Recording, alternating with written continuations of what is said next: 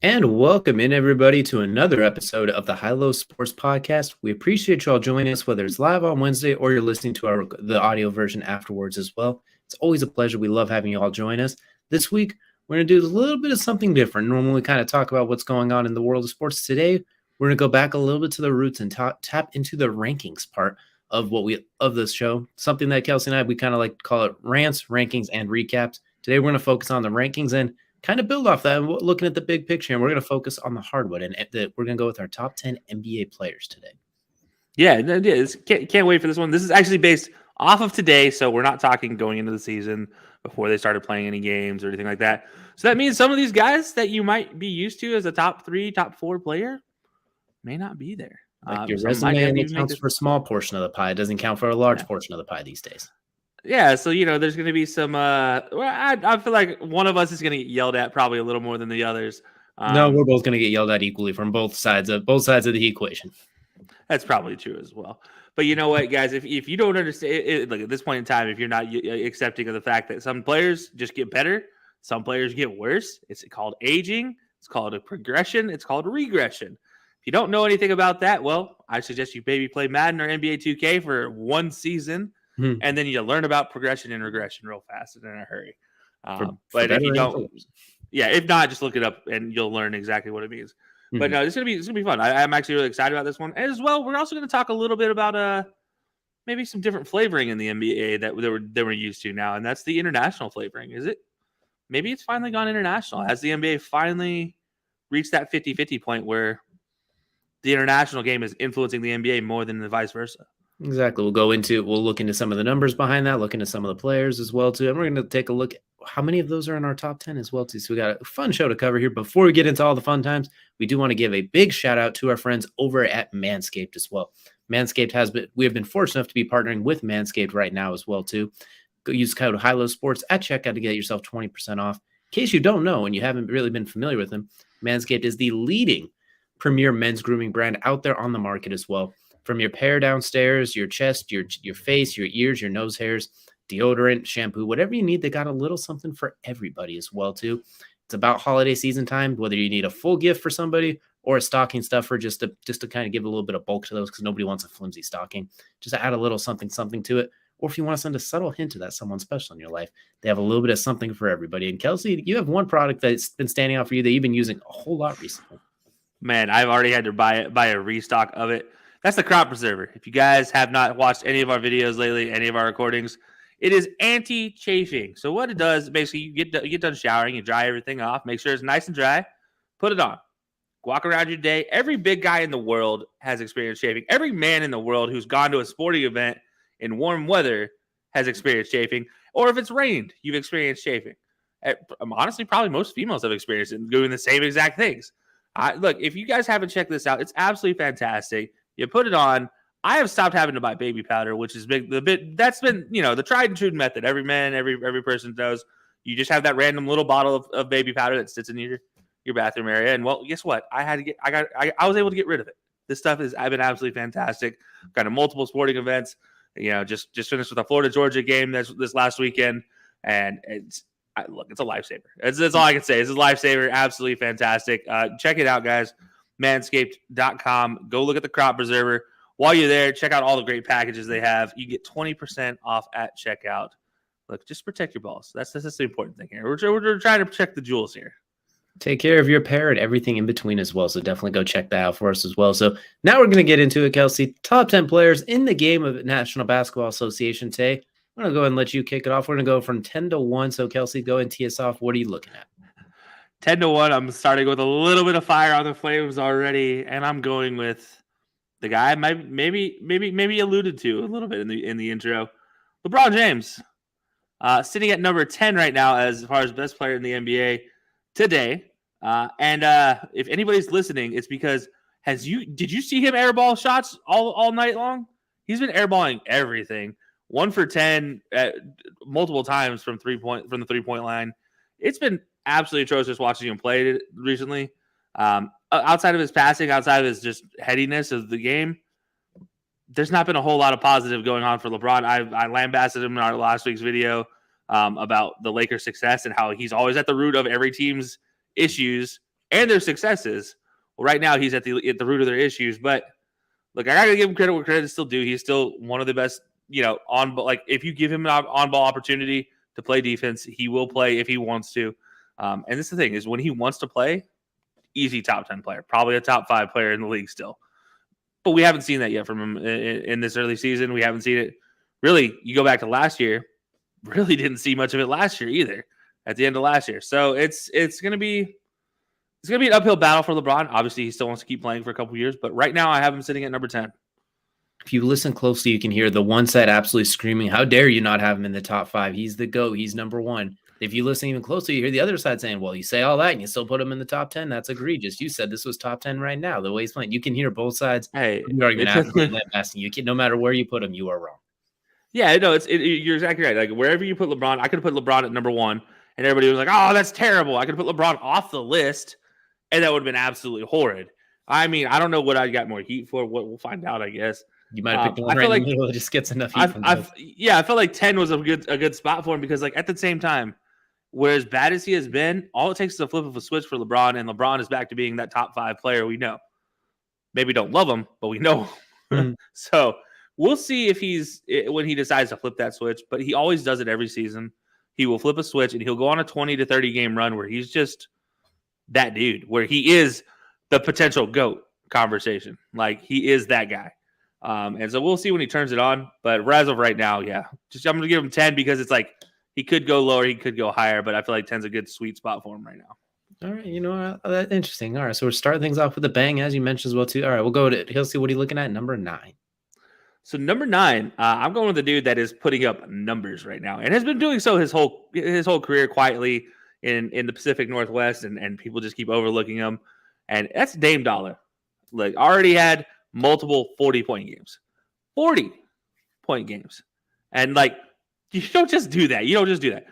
Right now, leading the best team in the West in the Trailblazers, leading them as a number 1 seed. They finally lost. What were that for the people that don't respect? Oh yeah, sorry. Best team in the West. Finally lost their first game. Yeah, as of this recording, they finally lost their first game on the previous Friday night. But that's, you know what? That's okay. It's okay. Not bad for a guy who missed 90% of last season, and they kind of rebuilt the team around him too. And by the way, the teams they beat, the Suns, the Nuggets. No sleepers, by the way. Lakers, but that one's not that one. Yeah. Yeah, we're not going to count the Lakers. We're not going to count the Lakers at all. But look, Dame, he can do it all. He can shoot logo threes. He can shoot mid-range. He can pull up. He can take it to the lane. He can pass. Honestly, the best Dame we see is when he starts facilitating early and then is able to get his entire game going. Because once he starts facilitating, he comes off those pick and rolls and he can attack the basket, and people are expecting a dish. And, it opens up so many lanes for him. And then he can hit a step back 3 at any point in time. Like I said, he can hit logo threes like it's nobody's business. Like, the dude built that into his game because he's a smaller player. He had to learn how to shoot over these bigger guys. So he had to learn how to shoot back a couple more feet, similar to Curry back in the day when he first started learning how to do it. And now it's, that is the shot. But yeah, so Dame right now, look, he's been absolutely lighting it up. Currently, if he continues this performance right now throughout the season, I have no reason to believe he won't be in the MVP conversation. So give me Dame right now at number 9. Love it. We all very Dame Lillard fanboy podcast as well too. What he does with the basketball is insane. And you mentioned it. He built that into his game because, like, coming off those pick and rolls, they'd always be uptight on him. It's like, all right, we'll call the screen rolls farther out. You want to come out and guard me out here? He's explosive as anybody. He'll get right by you that far out. But if you sag off, well, Mark Jackson with the call, basically. You know exactly where it goes from there. He gets a little. So that really opens up the floor too. So I like seeing with a wave off too. And that's the thing is, like, so you have to come out and guard him 5 to 10 feet behind the 3-point line because he can hit the shot now. And the problem is you get a big man that's, fencing off that far off. Bye. Like, there goes your paint protection. Like, good luck. You're not stopping him at that point in time. So yeah, give me Dame at 9. I think it's kind of egregious how much he's been overlooked. I know he just plays in Portland, so everybody's like, who cares about Portland? But guys, come on. Unfortunately, he's always compared to Steph Curry, and those have not been competitive matchups at all. Unfortunately, that's the downside as well. But you know what? We'll see if this first handful of games are an indicator. Maybe it's a different story this year. We'll wait and see. But so number 9, Damian Lillard. I love it. Who are we looking at number 8? So number 8, I'm going the opposite side of the coast, the opposite side of the U.S. seaboard, if you will. I'm heading over to Boston. I talked about this when he made it to the finals. If he has a great finals performance, I will happily put him in the top 10. I've been hesitant to put him up here and put him even close to here until I saw what I saw last season from him, and he's continuing it again this season early on. That's Jason Tatum, putting him at number 8. I feel like, honestly, this guy is well on his way up. It is a matter of time before we see Jason Tatum really cracking this top 5. I don't think it will be very long, but I do think there's a couple guys ahead of him right now that are just carrying their team way more. He does have the accessory of having Jaylen Brown next to him. So it's like I can't give him the full credit yet. Keyword being yet. Just give it time, and I can happily give him credit. But he's finally started to put it all together. His defensive game is really what leads him. And I'm a big fan of defense first players, especially superstars. When they start off on defense and they are able to just shut down their opponent and then go score 40, all right, you know what? You have my attention, sir. I will listen to whatever you have to say. I know you're a Celtic, so I do. Maybe there's a little bit of internal bias that maybe that's why he's at 8 and not a little bit higher. But you know what? I'm going to give him put it at 8 right now. He did just come off a finals loss. We'll see what they can do, especially without their head coach and all those issues there. But right now it looks good for the Celtics. So I'm going to say right now Jason Tatum, number 8, probably can easily climb higher on my list by the end of the season. Don't be surprised if maybe I put him in the top 5 by the end of the season. He definitely has an upward trajectory. Like the arrow for him is pointing up if you put him on the NBA player stock market. So we definitely like seeing him here. Who do we have next looking at number 7? Number 7, coming off the injury that last year, that was the injury heard around the world, if you will, based off of just how it was all talked about in the media. The new coming of Derrick Rose in my eyes. Ja Morant. The guy is so athletic, so freakish, but by the way, he can shoot a 3-pointer now. And that was a big thing. Going into I'd say the beginning of last year, you kind of saw moments where he could shoot the 3, but really that play-in tournament last year where he was dropping everything. Sorry, the second, yeah. And 2 years ago, the play-in tournament, 2 years. Yeah, my bad. I'm getting everything's mixed up. COVID mixed me up. But yeah, 2 years ago, that play-in tournament against Golden State, dropping everything. And then last year, you saw it really progress into his game. So much so that he was such a threat that Jordan Poole had to grab his knee to get the injury. Gary Payton II, whoever it was. Either way, a little bit of a reach there, saying that little smack on the knee to cause him. Yeah, so that's the injury I'm talking about. But right now, so far, look, he looks fantastic in this season. Again, continuing to play. Right now, this list is filled with guys that if they continue the way they're playing, it's going to be a tough MVP season. It's going to get real crowded real quick. Yeah, Ja Morant right now leading. I would say Ja Morant has the potential to lead the way in this MVP candidate because of how explosive he is. And because if you look at the rest of that team, let's be honest, nobody looks at Jaren Jackson, Desmond Bane, and and Brooks and things like, oh, that's a good team. They still look at them like, they need some work. And if Ja Morant can lead that Memphis team to a 2, 3, 4 seed, yeah, the dude leads. To me, that would lead the MVP candidacy right there. But I'm going to get Ja Morant number 7. And the reason he's ahead of Jason Tatum and some of these other guys is that explosiveness right now. And the reason he's behind some of these other guys that I'll talk about later is that he lacks the consistency. Lacks the long-term consistency so far. The other guys have proven it, and they've got the awards to prove it. Ja Morant doesn't have that yet. But, again, I say yet because, again, this is a guy, top 5 is just waiting for him right now. It's right there on the silver platter. So we do climbing up the list. We have 2 very, very high trajectory stock market rankings for them right now. So who are we looking at next? Number 6, and this one's probably going to catch me some flack for this one. Nikola Jokic, and everybody's probably like, how dare you do that to the reigning MVP? How dare you? The most obnoxious, loudest voices in Denver are really throwing a hissy fit right now, huh? I know. Yeah, it must be cold over there on that bench. But you know what? It's defense. I said it before. I'll say it again. Defense is what I'm a stickler for. You can throw out all the advanced metric numbers you want to. That's fine.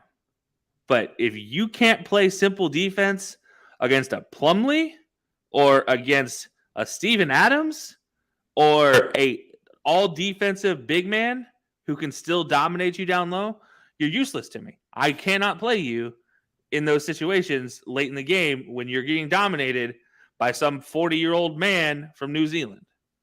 That just can't happen. So as great offensively as Nikola Jokic is, and I do mean as great, the man is top tier in every category offensively. But defensively, it's like average, slightly below average. And that's why he's sitting at 6 here. Is I honestly don't think he should have won MVP last year. I think that should have gone to Embiid. But you know what? I digress. I said it that he was going to win it last year in the same fashion. I was like, it should go to Embiid, but it will go to Jokic because that's just how it's going to work. And I was, lo and behold, NBA proves me right once again.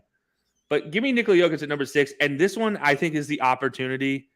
Again, give me defense. Give me just a little bit of defense. Like, it doesn't have to be much, man.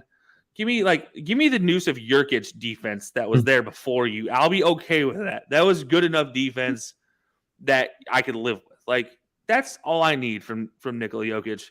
If you give me that little bit of defense, all right, we're good. Fine. Give me some Greg Ostertag defense. I don't care. Just throw some defense out there so I can go from giving you average check marks to maybe 1 above average, 2 above average check marks. That's all I ask. Just a little bit. It's just a little bit. Like, we need to combine when he was fat Jokic to when he was skinny Jokic and find something in between. That way he could be a little bit more of a brick wall in the middle of the paint. So now that we've gone through the top 6, now we're cracking to the top 5. We're getting to the nitty gritty, and we kind of have an idea of what some of the names are, but I'm curious to see where you're going to place them. Yeah, so you know, pretty much everybody will have these names somewhere in their top 10. I really hope you guys don't have them outside of your top 10, because these next 5 guys are, I feel like, really 3 out of the top 5, I can flip a coin and be happy wherever they fall. But I'll talk about those top 3 later. But 4 and 5, I can flip back and forth just as at will. So I'm going to go number 5 right now. Coming off of the Finals MVP, finally, coming off of a Finals win. One of the greatest shooters we've ever seen. The only reason I'm putting him at 5 is because I think we're starting to see that at tail end of greatness from him. And that's Steph Curry. And look, I love Steph. I will plead that to the end of the days. I have loved Steph since he came in the league. I've loved Steph since he was at Davidson. But where he's at now is a far cry from where I ever thought he would be. I think, honestly, we all saw him coming in the league, and we never thought greatest shooter of all time would be attached to his name. I think we all thought, wow, he's going to be a really good three-point shooter. Probably can put up some points for a couple years. Challenge for scoring title. Famer, though. Challenge for shooting for points titles year after year.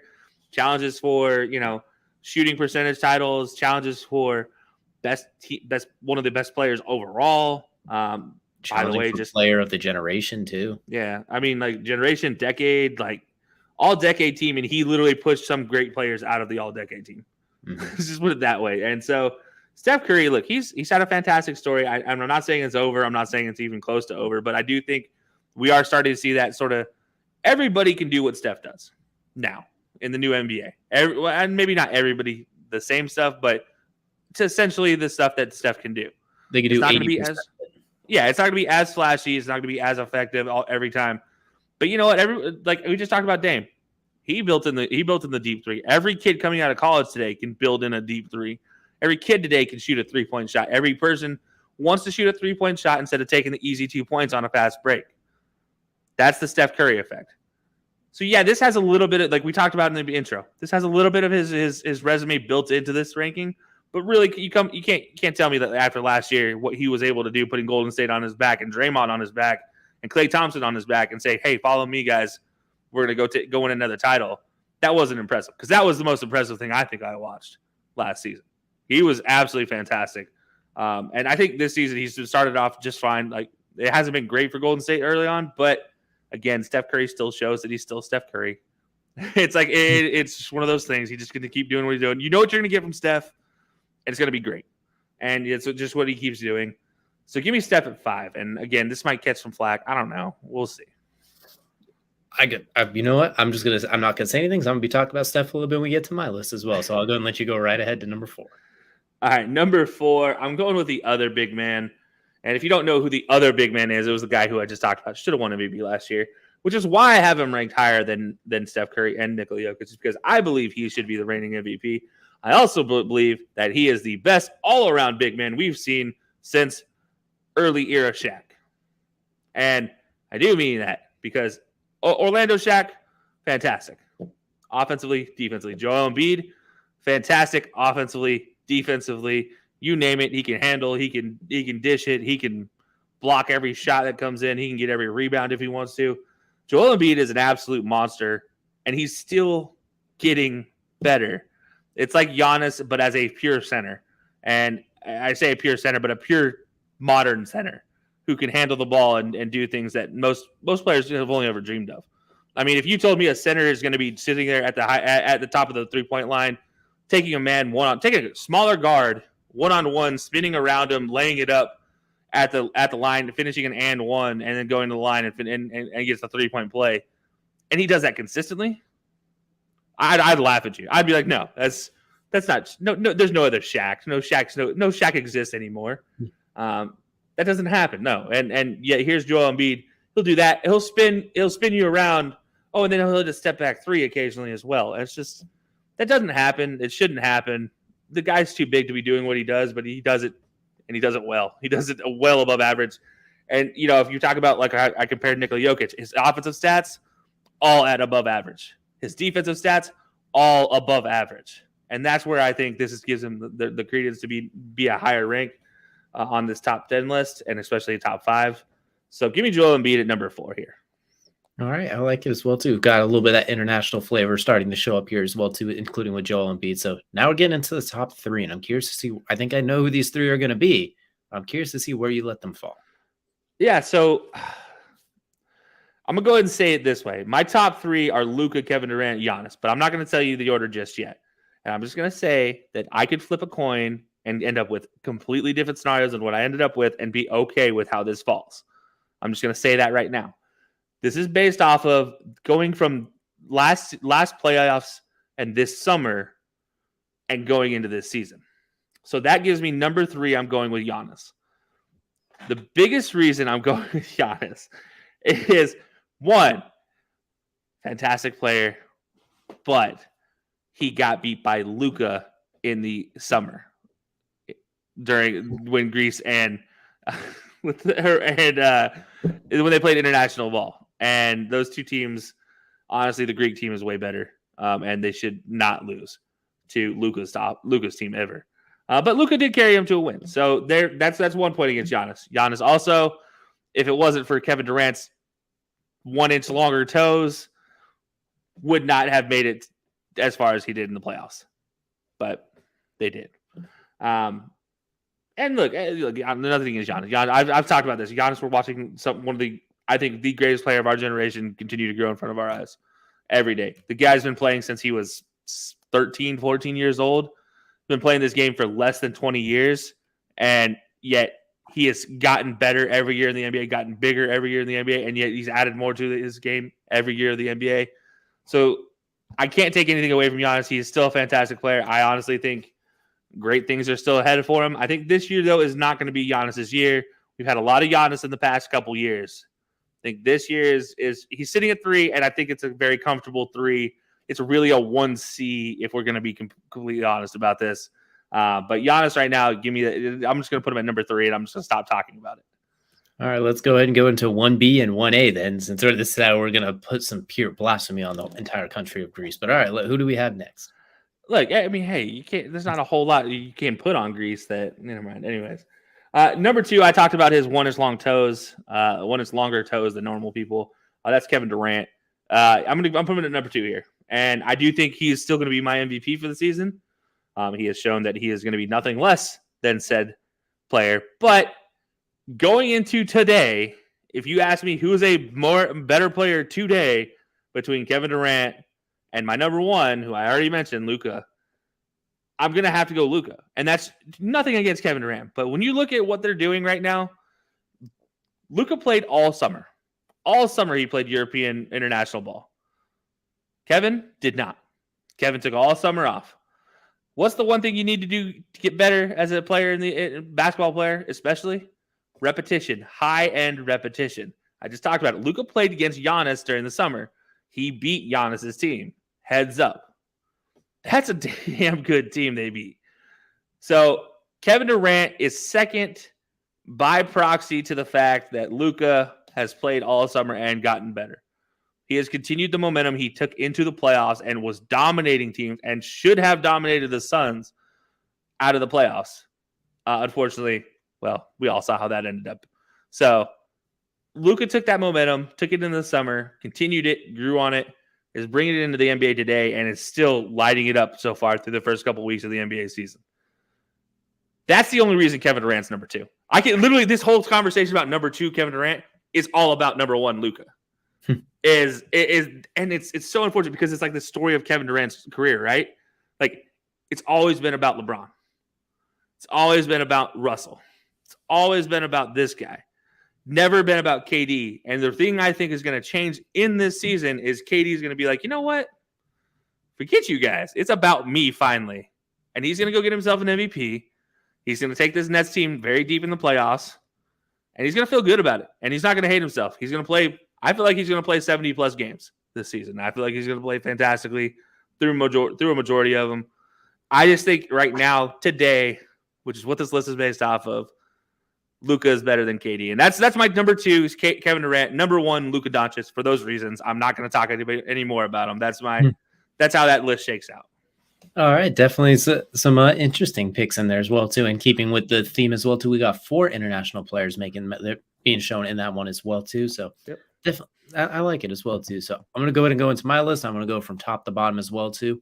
I'll mention for me, just get them out of the way now. My 2 honorable mentions.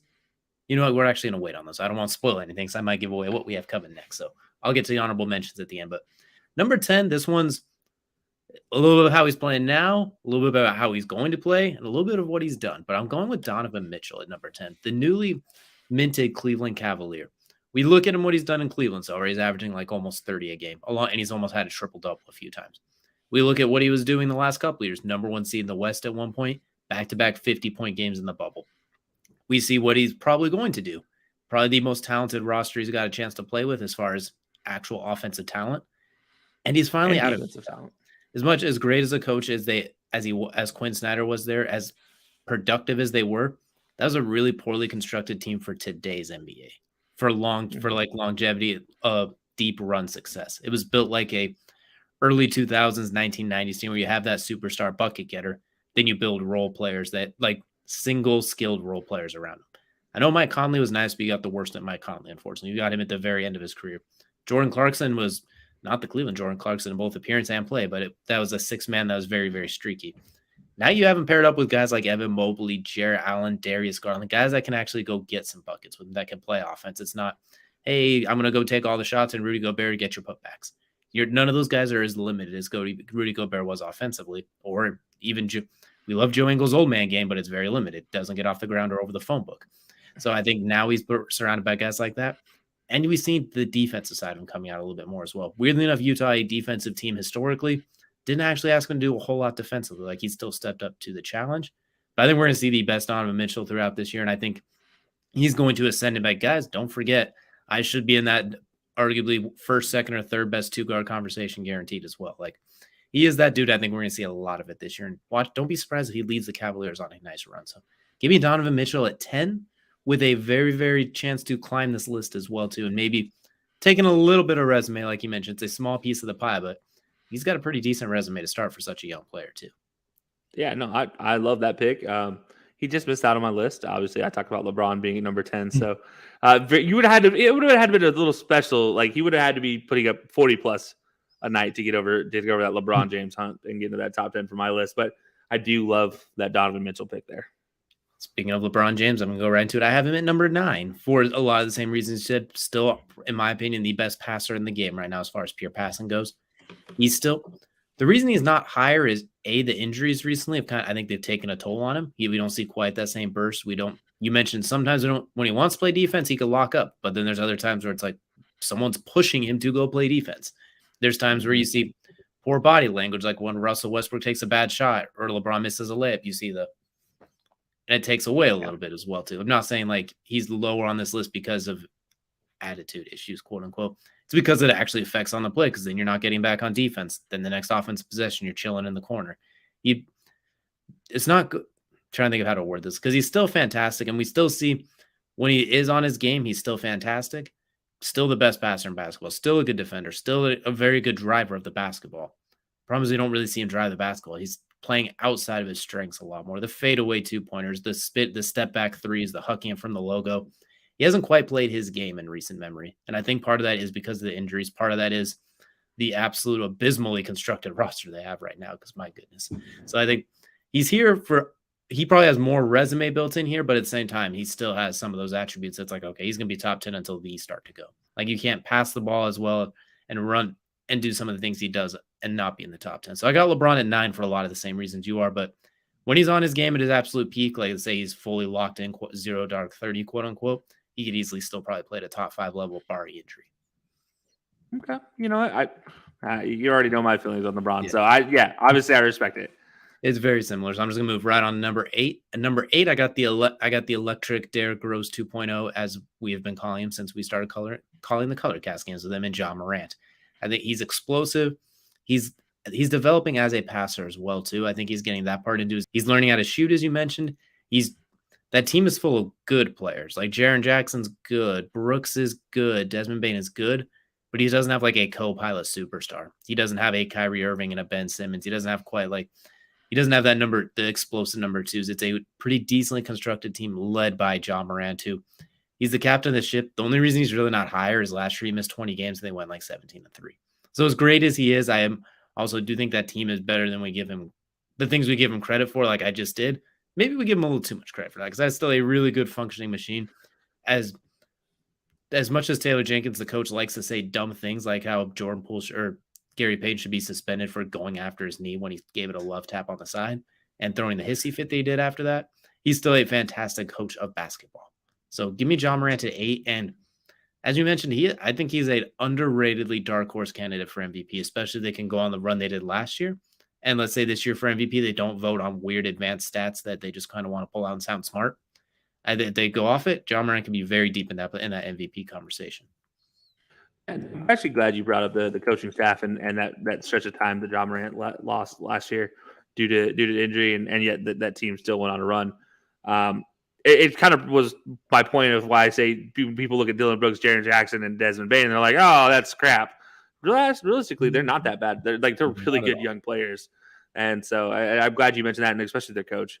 I think as some of the stuff he says is when it comes to the X's and O's, he's a fantastic coach as well. So I'm glad you mentioned that. Obviously, I do love some Ja Morant. I do get why you put him at 8, though, over anything. I would say their coach is kind of like almost like a Draymond Green of coach. Like, you love when he's your coach, but when he's not the coach of your team, like, really, you're saying things like that now. Like, sometimes but at the same time, a fantastic coach and coach of the year worthy as well too. And maybe makes another run for back-to-back coach of the year, which don't know if that's possible, but weirder things have happened. So moving on up the list, now I'm going to go to number 7. I got the aforementioned as well that you mentioned, who you had at number 8. I got Jason Tatum here. Fantastic. We saw him come into his own during that playoff run up until the finals last year, where the finals he kind of laid an egg a little bit. But going head-to-head with Giannis, granted there's no Chris Middleton, they need to win a game. Giannis is giving you, I think, 39-40. Jason Tatum gives you 44. Head-to-head with Kevin Durant, they swept him. And Kevin Durant had to put up 30 shots to get 30 points in that game 4, just even. Other than that, though, it was Jason Tatum the entire show.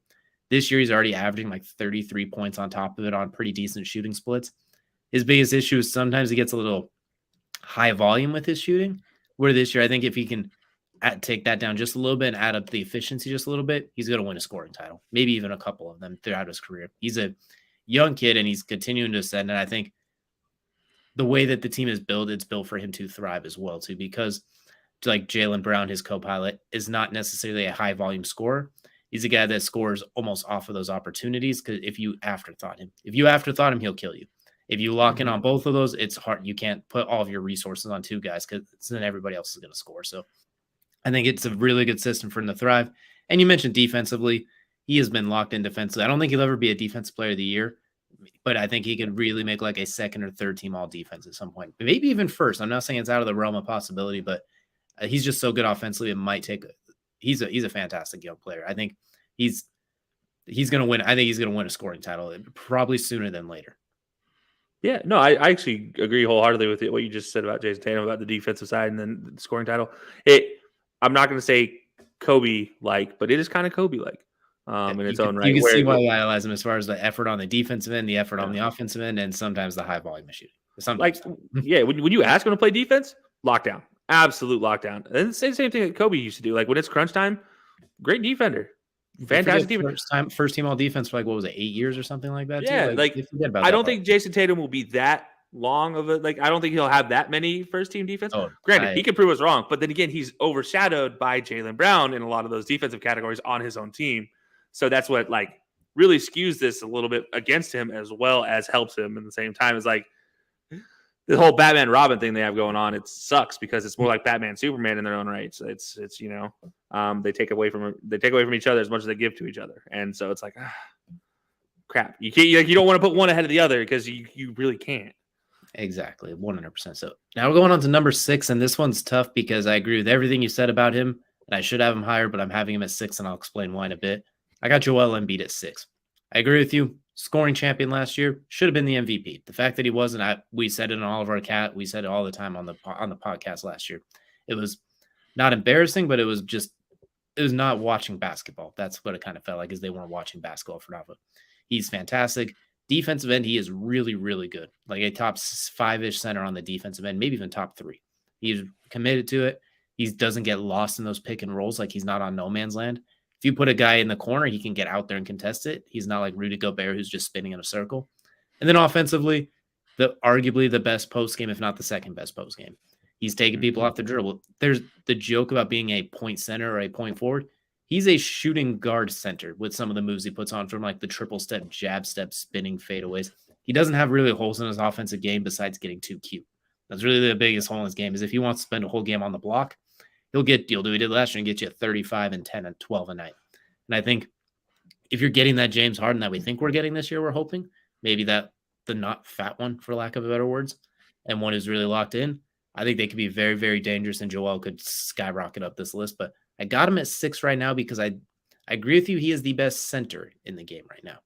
And I say that because I'm going straight into my number 5, which is Nikola Jokic, who I think, while Joel Embiid is the best center, I give Nikola Jokic the advantage of being a slightly better basketball player. This kind of goes back to, I don't know if you guys aren't NFL fans, this won't make sense, but I'm going to do it anyway. It goes back to the Julio Jones, Antonio Brown comparisons in their heyday. Julio Jones was a better receiver, but I would make the case Antonio Brown was a better football player, because you could return punts, you could hand it to him, you could do more things with him. Well, Julio Jones, you line him up playing outside and say, good luck, everybody else. With Joel Embiid, just get him the ball on the block or the elbow extended, he'll cook you offensively and play defensively. Jokic could play that point center. He gets the rebound, brings the ball up the court in his very non-lackadaisical way where he can't jump over a phone book. Then he'll pull a 3, or he'll do a spinning bounce pass between 3 people, and suddenly Michael Porter Jr. is a $100 million man with the amount of times today he's getting involved from Jokic. I hate the advanced stats that have made him an MVP back-to-back years. The first year, definitely 100%. This last year, should have been top 2 or 3, but it should have been Joel Embiid. But that doesn't take away from Jokic's ability to do everything offensively at such a high level. And defensively, as you mentioned, he's not in that Joel Embiid category. Defensively, he's not a liability, but he's not his strengths. He can contest shots. He'll get a block here or there, but he doesn't concern you defensively. They've taken him off the court in those crunch time moments defensively because he's not an athlete, unfortunately.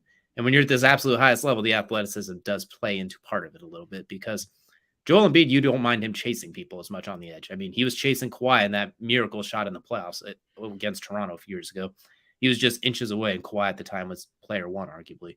In that situation, Nikola Jokic probably isn't on the court because they don't want him chasing. So that is the downside with Joel Embiid. I know I sound like I made a strong case for it being Embiid, but what Jokic does, everything else so fantastic, and he's just going to get Jamal Murray back now as well too. So it's going to give him a running mate. So I think we'll get to see him even better and even more efficient possibly. So give me Jokic by the slimmest margin. It's 5A, 5B, like however you want to trace it. They are both fantastic, but they're right there, and they're going to be MVP candidates basically for a long time, I'd imagine, back going head to head. Yeah, I mean, look, to be fair, it's kind of one of those things like where I based mine off of what I thought. I mean, I think Joel Embiid should have been MVP last year. You also think that, but you're literally basing it off of the fact, well, Jokic actually did win the MVP last year, so that's why he's a little bit higher than Embiid, because he does have that resume. Like I said, the resume doesn't play a whole lot into it, but it does play enough into it that, like in a situation like this where Joel Embiid does not have that MVP, Jokic does, that changes things by that little hair. The one thing that helped is they both in recent memory have kind of flamed out a little bit in the playoffs as well too. As bigger guys, you kind of see them. Joel Embiid with the injuries, Jokic with kind of carrying the team on his back and being like when he's fat Jokic too. Like they kind of fall. They wear down in the playoffs difficultly, and they have trouble getting other people involved. Like the perimeter game for both teams, the last couple of years has been miserable in the playoffs since Jamal Murray's bubble run, basically. And with with Joel Embiid, he had Ben Simmons not basically the demise of Ben Simmons against Atlanta Hawks. Then last year, one game from James Harden. So they're both, there's just so little available for me to split the hairs with them as well. So back-to-back international players as well, both fantastic, both centers, ironically, as well, too. And the splitting difference was one could play not center, basically, is how I looked at it. But going to move us on now to number 4, and we're going to keep the international train rolling here. I got Luka Doncic, your boy now, your new boy, at number 4. Everything you said, incredible, versatile offense player, can run, can pass. Well, can't really run, but can pass, can shoot, can rebound. Laughs in your face when he does it too.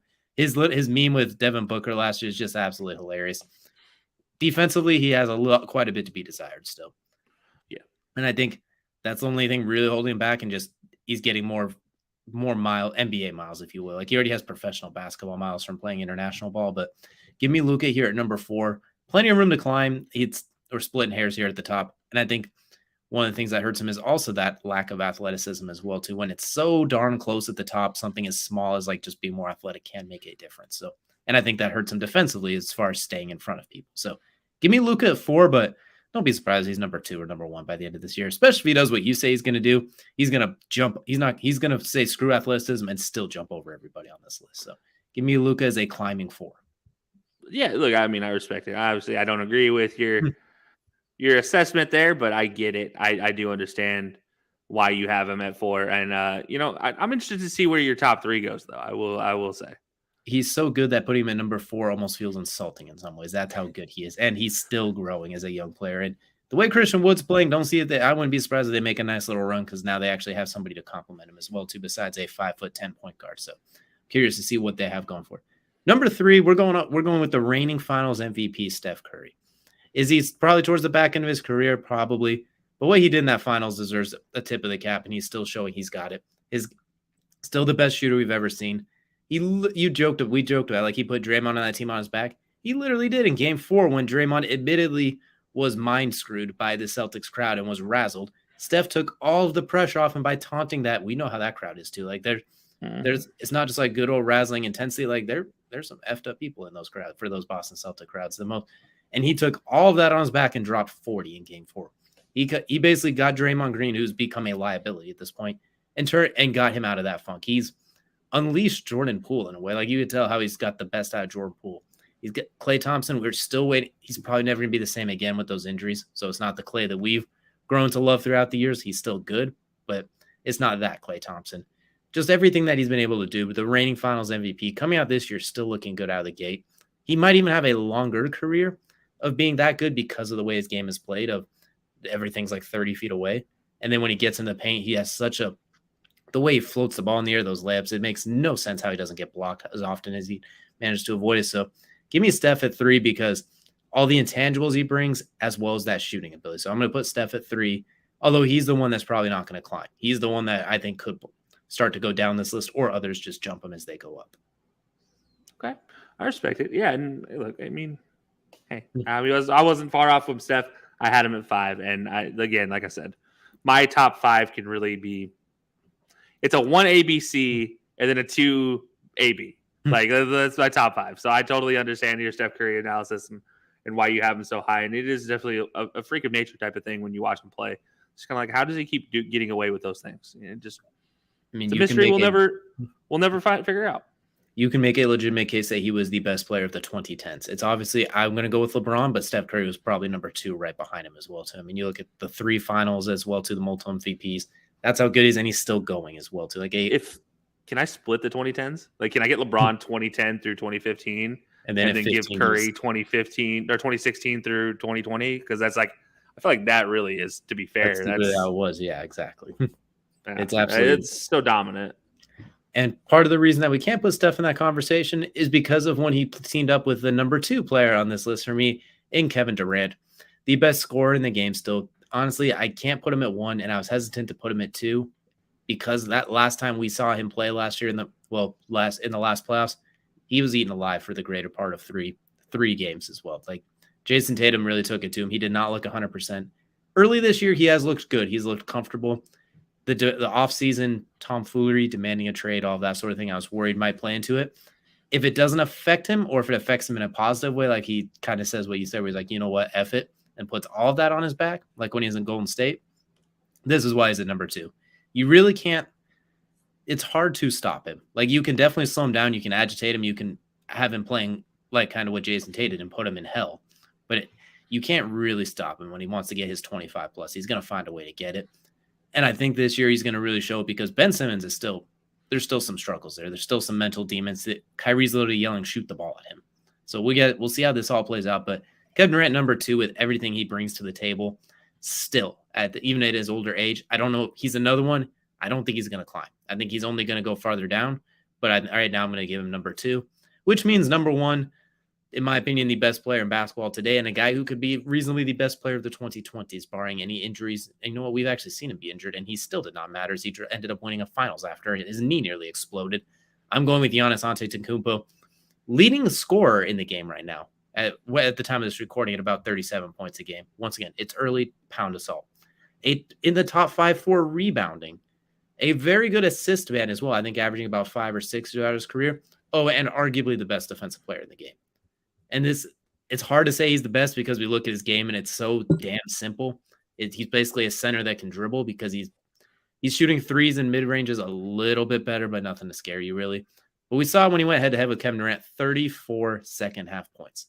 He's just incredible. There's nothing he could take over a game unlike anybody else. Still growing in his game, and I think he's only going to get better as this decade goes along. So give me Giannis Antetokounmpo as the best player because he is the best.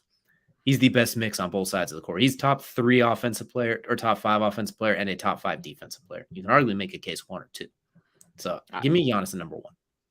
Yeah, no, hey, like I said, flip a coin and my top 3 changes in a heartbeat. So look, I love Giannis, and you mentioned his injury where it was not just his knee though; it was also that shoulder during the same thing. And let's not forget, this is during the entire, the elbow. Sorry, let's not forget this is during the entire free throw saga as well. Where it's like, can you shoot free throws under 10 seconds? And he's like, I have a bad knee, I have a bad arm, and you're asking me to shoot these stupid free throws in under 10 seconds with the crowd chanting at me the entire time. Oh, and by the way, he shot the best performance of his life in those free throw moments, shooting around 67 to 70% during that finals. Hell, in that glitching game, he went 16 of 17. Yeah, like absolutely insane when it's like you look at like his ability to be clutch. Is what I think, and clutch. I keep saying young age. He's 27, which is the prime of every player's career for the most part. That's like the beginning of their prime. The problem is with Giannis, we don't really know what his prime is because he has been growing into his game every year. Like, I don't think his prime. We're going to see his actual prime until he's 30. I think we're seeing right now just a continuous evolution of Giannis until he hits 30, and then he's going to hit 30, and it's like, oh, so this is the final form of Cell. Like, okay. This is scary. I'm actually worried. And yeah, like that's what I feel like we're watching with Giannis. It's just a continuous evolution right now. And it just doesn't stop whatsoever. And he just keeps growing and growing, which I feel bad because obviously you made a great case why I should have him number 1, but he's number 3 on my list, number 1 on your list. But it does lead us into this after question though we have. And it is the question of, well, you look at it and you wonder, has the NBA become an international game? Before we jump into that, which we do have the answer for that, I'm going to have you go and give me a rundown of your top 10 list as well, too, just for anybody who's tuning in a little bit late. So tell us who you had for me. Oh, yeah. So if you guys missed it, I'm going to run it down on the bottom line as I talk about it. My top 10 from top to bottom. I'm going to go from 1 to 10. Number 1, Luka Doncic. Number 2, Kevin Durant. Number 3, Giannis Antetokounmpo. Number 4, Joel Embiid. Number 5, Steph Curry. Number 6, Nikola Jokic. Number 7, Ja Morant. Number 8, Jason Tatum. Number 9, Dame Lillard. And number 10, good old LeBron James. All right, I like it. And just for a quick recap of my top 10 list, at number 1, I got Giannis Antetokounmpo. Number 2, I got Kevin Durant. Number 3, I got Steph Curry. Number 4, I got Kelcey's boy Luka Doncic. Number 5, I got Nikola Jokic. Number 6, Joel Embiid. Number 7, Jason Tatum. Number 8, Ja Morant. Number 9, LeBron James. And number 10, the Donovan Mitchell, the new Cleveland Cavaliers. So that summarizes our top 10 list. And as you mentioned, we each have 4 guys that are international players right now in our top 10, about 50% as well, which hard to think of as well. And the question is, has the NBA become an international game? And you know what? I'm going to say yes and no. And my reasoning being is I think I think the international game has come to the point where the talent, it used to be a time where it's like, don't take an international player. You're just going to, like, there was always the Dirk Nowitzki's a one-off. Don't do it. Oh, blah, blah, blah. Especially with the European players. I'm mostly focusing on that area as well, too. Like, that's where a lot of the question was. Well, I think that's gone at this point. I think at this point, you take the best player and I think those guys come in so ready to go that if you get them, they don't need as much of a quote unquote coaching up. They just need to be put in a system to ball and put with around players. I mean, and weirdly enough, it's kind of still, I'll get your opinions on it as well, too. So I'm going to jump in with a quick little background thing. It's still kind of new, the international game as well, too. Like, it's been around for a while, but it's just new as far as starting to peak. Like, the first international player was technically in 1946 with Hank Bissotti. And then really they didn't even start drafting NBA players to like 1983. I think that was Manute Bol out of Sudan. He was drafted by the San Diego Clippers of all teams. And it really didn't even start. He was technically even, he played high school in America though. So technically, is he technically overseas? You know, that's that question. They have him listed as the first. I know. I'm just saying, but that's the caveat to it, though. See, the reason it was okay to draft him was because he played high school ball in America. Yeah, and that was like the first time they actually started allowing drafting of players from overseas. And then you go into the Dream Team, obviously made it cool, and then here we are today as well. So I'll get your thoughts on it. My thought is I think the international game, it's not taking over, quote unquote, but I do think it is making a much stronger presence now than it has in previous years. And don't be surprised if in a couple of years the top 10 players, maybe 6 of them are international players, since a lot of these guys we mentioned, they're not going anywhere. Yeah, it's funny because I look at the top 10 of our list, and like I said, 4 out of the top 10, 4 out of our top 6 are international players. And I think, I don't want to say these guys are our outliers, but if you look at the majority of international players coming over to the NBA, they're pretty average NBA players, which is nothing, like they're on rosters and they take up a majority of roster spots. There's actually about a 40% split in the league as far as roster spots given to international players right now, which is very interesting because it means like the top tier guys, yeah, you're still looking at some of the freakish athletes that are still coming from high schools in America. They're still here. But Ben Simmons, let's not forget, he's Australian. He's overseas. He's an overseas guy. Kyrie Irving, also, by the way, Australian, in case anybody forgot. So he has the opportunity to play for Australia / the USA team. I think he actually chose the USA team finally, but he was born in Australia. So yeah, it's like there's certain caveats like players like that, but I think for the majority, your top tier players are still coming from the US, but there are going to be a couple of these outliers. Like if you're drafting guys, I feel like still a top 15 picks. Your lotto picks, one's going to be 1 or 2 are going to be international guys that actually hit. The other ones are going to be guys that just kind of stay overseas, stay at Real Madrid, stay at Besiktas, wherever they're playing at overseas, and they stay there and they continue their long career overseas because they're like, you know what, I'm making millions of dollars here. I don't need to go play in the American game where it's just so different. I do think the guys that do make the change and they make it early, like Luka, like Giannis, those guys, I think those guys have had the opportunity to grow and develop both games simultaneously, the international game and the American game. And I think that's allowed a lot of the growth we're seeing today. But I do think there's things about the NBA that are moving to an international side. Like we've already talked about, they've already talked about changing the rules on the three in the key defensively, like letting a guy camp the lane. Because you've heard stories about it. Luka talks about it. Like scoring 30 in EuroLeague is way harder than it is in the NBA. And if the NBA is sitting there and they hear that and they're like, what? That's not right. No, you can't. Like NBA fans listen to that and they're like, that's blasphemy, right? But no, in reality, it does. It's like, imagine a 7'3" Rudy Gobert sitting down low and you're trying to score down and he can sit there as long as he wants and it doesn't matter. That's a pain in the butt, right? Like, that's what it was back in the 80s. That's what it was back in the 70s. Bill Russell made that famous back in the day. Kareem made that famous. Like, just camp in the lane. They took it away from the NBA for those obvious reasons. Like, could you imagine if Shaq was allowed to stay in the lane for that long? Dwight Howard would have been allowed to stay in the lane for that long. Hakeem in the lane for that long? Oh, forget that, dude. Hakeem's record for blocks would be 7 times as high as it is today. But, you look at stuff like that, and it allows potentially for the growth of the NBA and doing more international game. But I do think, to the point of this question, has the NBA become an international game? I think our superstars are still going to be American for the continual future. But I do think the part of the NBA that changes is the mid rosters.